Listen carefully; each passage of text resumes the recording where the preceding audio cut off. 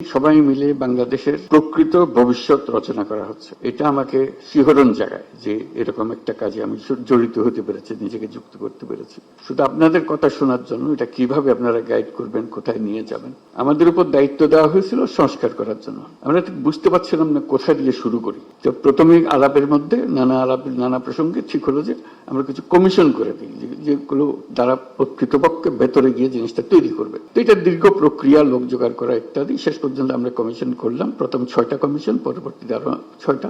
তো তাদেরকে 90 দিন আমরা সময় দিয়েছিলাম দ্রুত গতিতে কাজ করার জন্য। আমরা খুবই আনন্দিত যে তারা করতে পেরেছে। কয়েকটা কমিশন বেশি সময় নিয়েছে, তাতে কোনো অসুবিধা নেই। এখন কমিশনের রিপোর্ট আসলো, এরপরে আমরা যে ঐক্যমত্য গঠন করতে চাচ্ছি সেটা কিভাবে হবে, সেটার থেকে একটা আইডিয়া আসলো যে একটা ঐক্যমত্য কমিশন বলে আলাদা একটা কমিশন করি। তো সেটা যে ফলপ্রসূ হয়েছে সেটা প্রফেসর আলী রিয়াজ সাহেব যখনই আমার সঙ্গে বৈঠক করেন, আমি অত্যন্ত আনন্দিত হই যেভাবে আপনারা সহযোগিতা করেছেন, আনন্দ সহকারে পার্টিসিপেট করেছেন।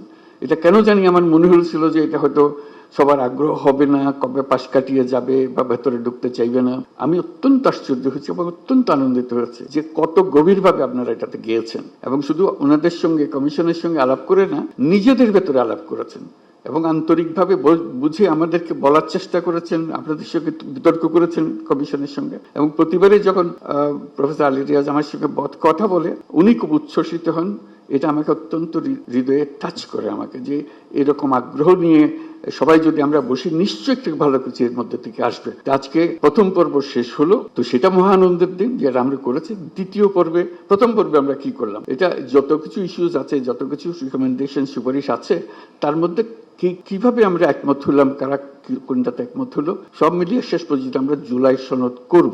এইটি হলো আমাদের লক্ষ্য, যেখানে আমরা সবার ঐক্যমত্যগুলো তুলে ধরবো। দ্বিতীয় পর্বে কি হবে, আমি আলী রিয়াজ সাহেবের সঙ্গে আলাপ করছিলাম। দ্বিতীয় পর্বে হলো অনেকগুলো বিষয় আছে, কাছাকাছি এসে গেছি, আরেকটু হলে আমাদের তালিকাতে আরেকটা সুপারিশ যুক্ত হয় ওই ঐক্যমত্যের সুপারিশে। তো এই সুযোগ যেন আমরা হারিয়ে না ফেলি। এই দ্বিতীয় পর্বের আমি যদ্দূর বুঝছি, প্রফেসর আলী রিয়াজ তার ব্যাখ্যা করবেন, যে এই আলাপটা নিয়ে যেটুকু তফাৎ ছিল, দূরত্ব ছিল, সেই দূরত্বকে গুছিয়ে এনে যাতে আমাদের জুলাই সনদে বর্তমানে যতগুলো ঐক্যমতের বিষয় আছে তার মধ্যে যে আরো কিছু যোগ করতে পারে, দেখতে সুন্দর লাগবে, জাতীয় একটা সনদ হলো, অনেকগুলো বিষয়ে আমরা একমত হতে পেরেছি। জাতি হিসেবে আমরা গর্বিত, জাতি হিসেবে দাঁড়াতে পারে যে আমরা তো এরকম বিভক্তিকরণ প্রক্রিয়ার মধ্যে রাজনীতি সৃষ্টি করিনি। আমরা সৃষ্টি করছি ঐক্যবদ্ধ হওয়ার জন্য, দেশের উন্নতির জন্য, দেশের মঙ্গলের জন্য। আজকে সেই সবাই উপস্থিত থাকতে পারে, আমি নিজেকে সৌভাগ্যবান মনে করছি। আশা করি আমরা সেই পর্বে ঢুকতে পারবো এবং সেই পর্বে অত্যন্ত চমৎকার একটা জুলাই সনদ